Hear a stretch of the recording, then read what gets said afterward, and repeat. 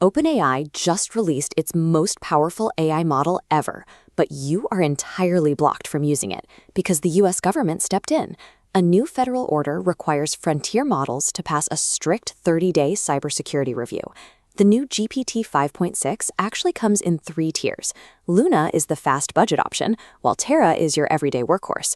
But Sol is the unprecedented flagship, and it crossed a dangerous new threshold. In testing, Sol proved so capable it successfully uncovered critical vulnerabilities in major web browsers. It could even identify the building blocks for full-blown cyber exploits. That triggered a federal panic, instantly locking the models behind a strict Washington barricade. And it's a structural industry shift. Anthropic's most powerful rival model is now trapped behind this same checkpoint.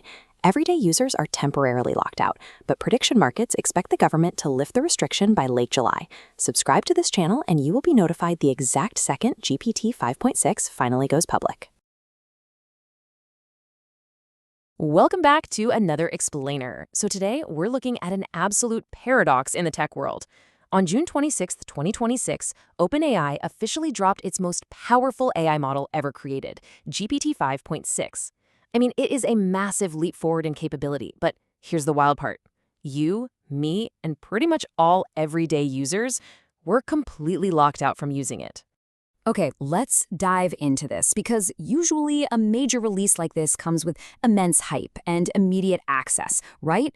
You'd expect a toggle switch to just magically appear right inside ChatGPT or at least a self-serve API key for developers to start tinkering with the code. But with GPT 5.6, we got nothing. Literally.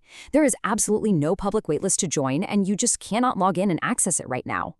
Instead, access to this groundbreaking model has been severely restricted to just 20 approved companies. Think about that, just 20 organizations in the entire world. And the reason for this totally unprecedented lockdown? Well, the United States government actually stepped in and put a pause on the public launch. Now, what's really interesting about this lineup is the exact kind of loot we're missing out on while we wait. GPT 5.6 isn't just a single model, it's an entire family of 3, Sol, Terra, and Luna. Take Terra, right there in the middle. This is built to be your everyday workhorse. It offers incredibly balanced performance, perfectly suited for regular daily tasks, and it sits at just $2.50 per million input tokens. That makes it exactly twice as cheap as the flagship model, Sol. And of course, you've got Luna right below it, designed for budget-friendly and super fast outputs. But the main event here, the one causing all the waves, is Sol. Sol is the flagship, and it is hands down the most powerful model OpenAI has ever built. It introduces what they're calling max and ultra reasoning modes.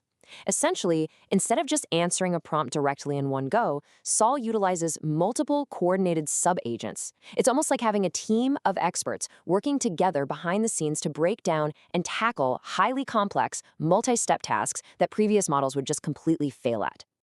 And this brilliantly illustrates just how dominant Sol really is. On the Terminal Bench 2.1 benchmark, which is a key metric the industry uses to measure these systems, Sol hits an impressive 88.8%. That narrowly edges out Anthropic's absolute top-tier model, Claude Mythos 5, which sits at 88.0%. Now, it is important to keep in mind that these are vendor-reported numbers directly from OpenAI, mostly because independent testers can't exactly get their hands on it yet to verify. But the sheer power of this release doesn't stop at the top tier. Even Luna, the absolute cheapest, fastest budget option in the 5.6 lineup at just $1 per million input tokens, scores an 82.5% on that exact same benchmark. That means this budget model effortlessly beats out Claude Opus 4.8, which scored a 78.9%. So the floor for baseline AI capabilities, it just got significantly raised. So with all this incredible capability blocked and loaded, why the massive roadblock? Well, the catalyst for this lockdown actually traces back a few weeks earlier. On June 2nd, a Trump administration executive order was issued, which basically invited developers to voluntarily submit their most advanced frontier models for a government cybersecurity review. And this review could take up to 30 days before a public release. As it turns out, OpenAI's GPT 5.6 happened to be the very first major model to fall right into this new review window. To understand the government's motive here, we need to translate their concerns into plain English.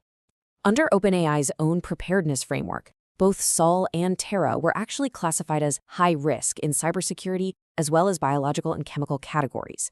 The government's specific concern is that Sol is so intensely capable at cybersecurity tasks that, in testing, it could actively scan major browsers like Chrome and Firefox, independently identify vulnerabilities, and even find the building blocks of exploits. Now, to be clear, the model stopped short of producing a full working exploit entirely on its own. But finding those building blocks was close enough that Washington decided they needed a much closer 30-day look before letting it loose to the public. Let's move on and see how this builds, because this isn't just an OpenAI story. It points to a much larger structural trend in the industry. That incredible Anthropic model we mentioned earlier, Claude Mythos 5, it was cleared the exact same week, but it was also severely restricted to only about 100 organizations. This means both of the world's most powerful AI models are currently simultaneously locked behind a Washington security checkpoint. We are witnessing a massive industry shift in how frontier AI actually gets released to the world. OpenAI, for their part, fully cooperated with the review process, but they've also offered some direct feedback. In a recently published blog post, they stated, "We don't believe this kind of government access process should become the long-term default. It keeps the best tools from users, developers, enterprises, cyber defenders, and global partners who need them." So they're making it crystal clear they view this restricted preview as a short-term step to ensure safety, absolutely not the new normal for every single future AI drop. So the crucial point is, when do we actually get to use it? Well, the fantastic news is that the wait shouldn't be much longer. OpenAI has stated they expect public availability across ChatGPT, Codex, and their API in the coming weeks. In fact, if we look at current prediction markets, they're pricing a full public release by July 31st at an overwhelming 90.5% probability. The gate is going to open, and it's going to open soon. But this entire situation leaves us with a massive question looking forward. Is this 30-day government checkpoint just a one-time event for these specific, boundary-pushing models? Or is this the new normal for every major AI release from here on out? The landscape of AI access has officially changed. If you want to know the exact second GPT 5.6 is finally unlocked for the public and stay up to date on how to actually use these incredible new tools, make sure you hit subscribe right now. We'll be breaking it all down the very moment it drops.